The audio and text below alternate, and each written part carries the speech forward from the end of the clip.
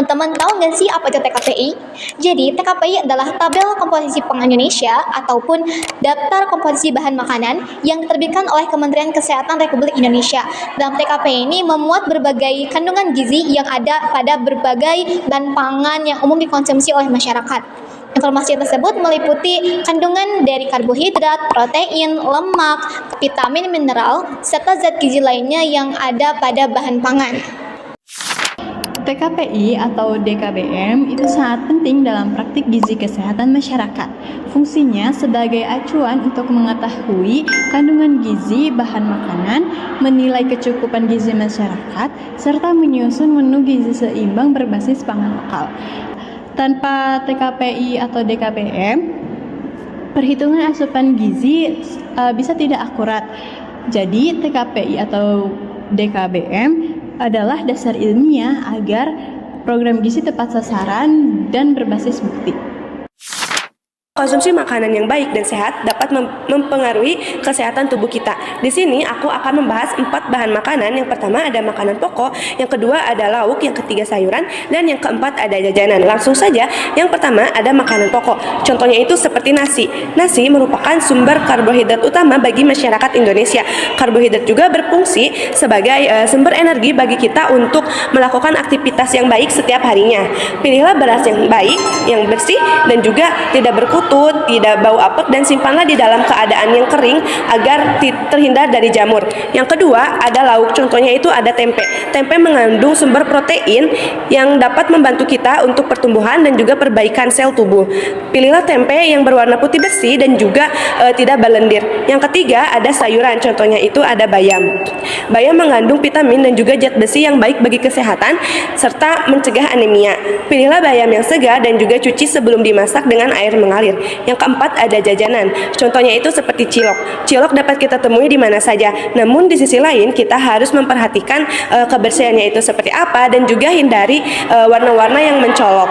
Nah, menurut pedoman isi piringku dari Kementerian Kesehatan Republik Indonesia, makanan yang baik dan sehat itu mengandung karbohidrat, protein, sayur, buah secara seimbang.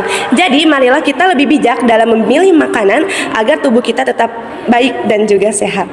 Tahap pertama, tentukan terlebih dahulu tujuan pencarian data akan digunakan untuk apa? Untuk menu, perhitungan gizi, analisis kasus, atau yang lainnya. Dan data apa yang dibutuhkan, seperti energi saja, mikronutrien seperti protein, lemak, karbohidrat, atau makro-mikro seperti vitamin dan mineral.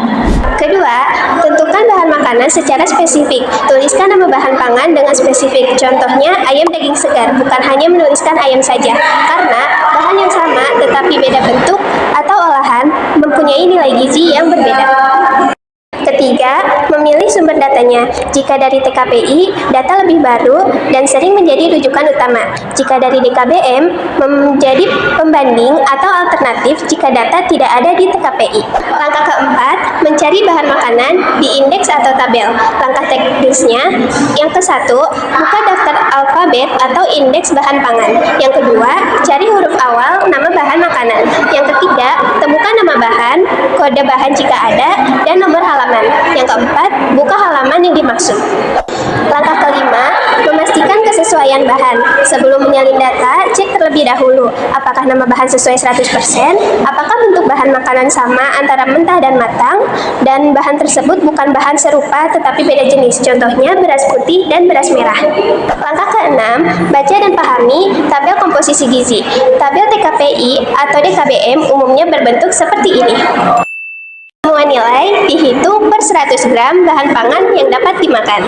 Langkah ketujuh, catat data yang dibutuhkan. Catat data sesuai tujuan awal, misalnya energi, protein, lemak, dan karbohidrat.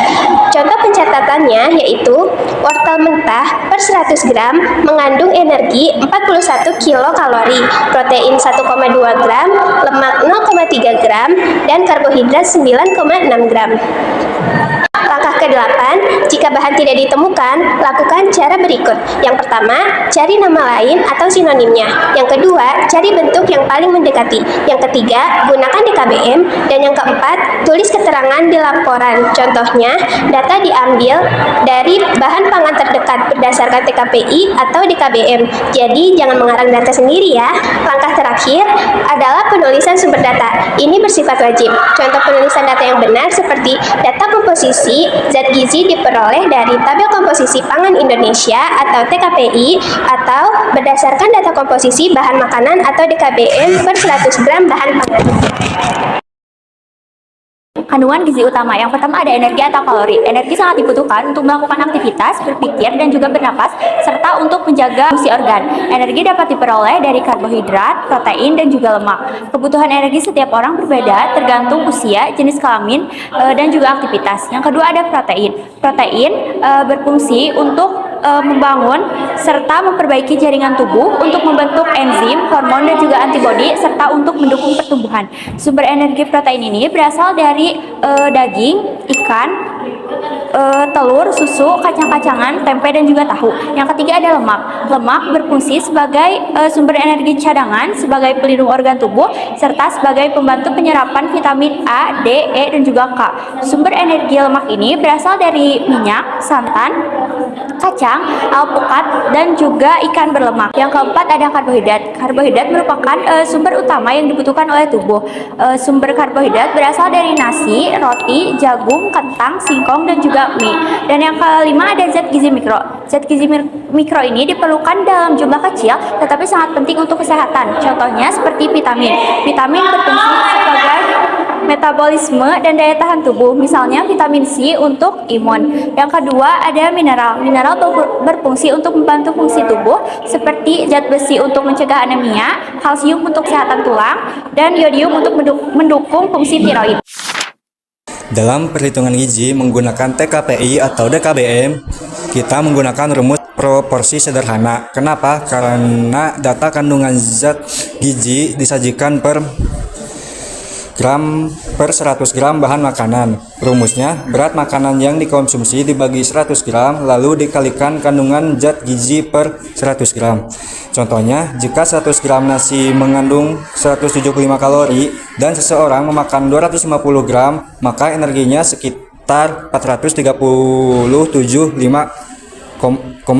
kilokalori. Perhitungan ini dapat dilanjutkan dengan mengetahui kontribusi terhadap kebutuhan harian dengan membandingkan asupan dengan angka kecukupan gizi.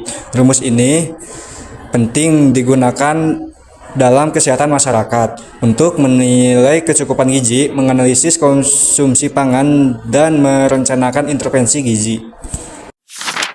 Berikut ada cara penggunaan TKPI atau DKBM. Yang pertama ada promosi kesehatan, yaitu untuk menjelaskan kandungan zat gizi makanan seperti energi, protein, zat besi, dan lain-lain saat penyuluhan, sehingga edukasi gizi lebih akurat dan berbasis data. Yang kedua ada survei konsumsi pangan, di mana data makanan hasil rekal 24 jam dihitung kandungan zat gizinya untuk mengetahui asupan dibandingkan AKG. Yang ketiga ada perencanaan intervensi gizi, yaitu membantu merancang program seperti PMT atau menu perbaikan gizi berdasarkan kekurangan gizi yang ditemukan di masyarakat. Berdasarkan materi yang telah dipaparkan oleh teman-teman saya sebelumnya, dapat disimpulkan bahwa TKPI dan DKBM merupakan instrumen penting dalam praktik ilmu gizi, khususnya di bidang kesehatan masyarakat. Nah, melalui TKPI atau DKBM, kita dapat mengetahui kandungan zat gizi suatu bahan makanan secara sistematis dan terstandar, sehingga perhitungan kebutuhan energi dan zat gizi dapat dilakukan secara lebih akurat. Nah, penggunaan data ini sangat relevan dalam kegiatan promosi kesehatan, survei konsumsi pangan, hingga intervensi gizi di masyarakat. Sebagai mahasiswa kesehatan masyarakat, kami memahami bahwa permasalahan gizi merupakan hal yang sangat penting untuk ditangani berdasarkan data yang valid, tidak hanya berdasarkan asumsi. TKPI dan DKBM membantu kami melihat bahwa makanan merupakan sumber zat gizi yang sangat berpengaruh terhadap kesehatan. Melalui tugas ini, kami menyadari bahwa pentingnya untuk memiliki kemampuan analisis gizi sebagai intervensi dan perencanaan secara tepat, serta mendorong masyarakat untuk mampu memilih makanan yang bergizi agar berdampak pada kesehatan dalam jangka panjang.